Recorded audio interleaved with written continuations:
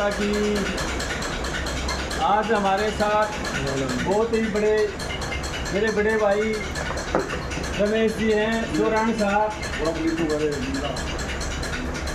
वैसे भाई को लोग लिल्लू के नाम से भी जानते हैं, फेमस है लिल्लू के नाम से। भाई रमेश चौरान जी बहुत ही गौ भक्त हैं। ये संतों की, साधुओं की, माता पिता की और जगत जननी धरती माँ की और गौ माता के बहुत ही बड़े भक्त हैं। पूरा हमारा गौ माताएं जितनी भी, जहाँ पे भी कोई रोड पे कोई एक्सीडेंट, बीमार दिखती है या कोई ऐसा ही दिखती है, ये बहुत ही उसके अंदर आग लेते हैं और गौ माता के इलाज के लिए तत्पर खड़े रहते हैं। आप गौ भक्ति का इनका मिसाल आप देख सकते हो। आप देखो गौ माताएं हमारी बड़े प्रेम से फैला रहे हैं। और ये आप एक बार दिखाना मनीष पुनिया जी, गौ माताएं हमारी, ये सब रमेश भाई साहब की देख रेख के अंदर हैं।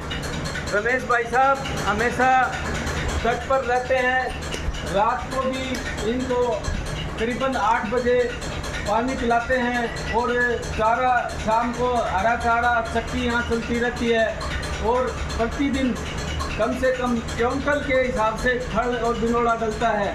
आप इतनी सेवा देखकर मुझे आनंद आता है। और ऐसे गौ भगत यदि पूरे देश के अंदर हो जाएं तो एक भी गौ माता रोड के ऊपर नहीं मिलेगी। आप रमेश भाई साहब ने देखो, आप कम से कम 20 गौ माताएं जो हैं वो रखी हुई हैं और पूरा परिवार इनका गौ भगत है।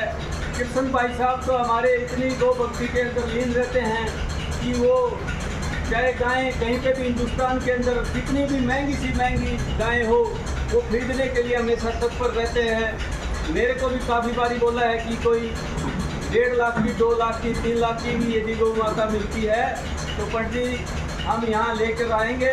और हिंदुस्तान में नस्ल सुधार का जो कार्य है वो ये करने के लिए तैयार हैं। और रमेश भाई साहब हमेशा खुद से चारा डालने का और उनको सहलाने का काम करते हैं और बिल्कुल निरोग हैं। ये हमेशा इनका जो स्वास्थ्य है, ये गौ माता अभी कोरोना काल के अंदर भी गौ माताओं की सेवा की इन्होंने। अकेले रहे गौ माताओं के बीच में, कोई भी ऐसा सदस्य नहीं था। उस टाइम पे लेबर सब चली गई थी, तो लेबर को जाने के बावजूद भी इन्होंने इतनी सेवा की गौ माताओं की।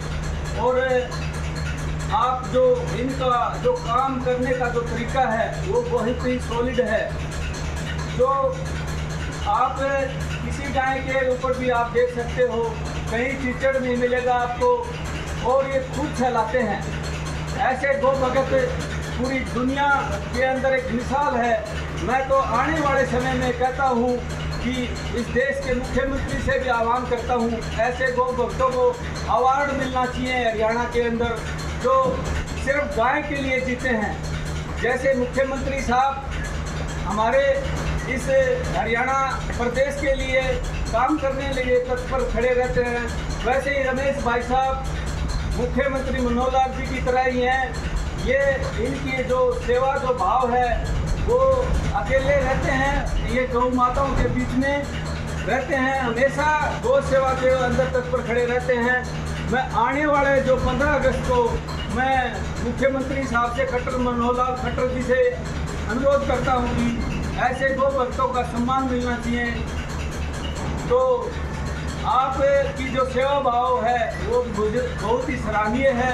मुझे बड़े खुशी हुई है रमेश भाई साहब से मिलकर। रमेश भाई साहब 2 शब्द बोलेंगे, आप भी थोड़ा सा बताना क्या क्या डालते हो इनको। रमेश भाई साहब देखो, आप आज यहाँ चक्की लगा रखी है, चना, मेथी, सरसों, फल, नोड़ा, गुड़, हर आइटम खिलाता है लोग। तेल भी डालते हैं, हलवा खिला के भी खिलाते हैं। तेल का हलवा भी खिलाते हैं लोग। हरा चारा द्वार पति कपड़े सदा हुआ रहता है। सदाबहार इन्होंने खुद जमीन किराए पे लेके कम से कम 3 एकड़ लेके हरा चारा के लिए रखी हुई है। और पूरा जो हरा चारा खिलाने का जो काटने का प्रक्रिया है वो मनीष पुनिया जी करते हैं और वहाँ लाके देखते हैं। और ये सब पूरा सानिध्य जो है वो रमेश चौरान जी के रहता है। और कृष्ण भाई साहब भी व्यापार के अंदर बिजी रहते हैं, पर समय समय पर जैसे ही उनको यहाँ आने का मौका मिलता है तो यहाँ वो गौ माताओं के बीच में जरूर रहते हैं। गौ माता चौरान परिवार के ऊपर हमेशा दया दृष्टि बनाए रखे और इनका कारोबार के अंदर वृद्धि करे। जय गौ माता की, जय गोपाल, जय हिंद, जय भारत।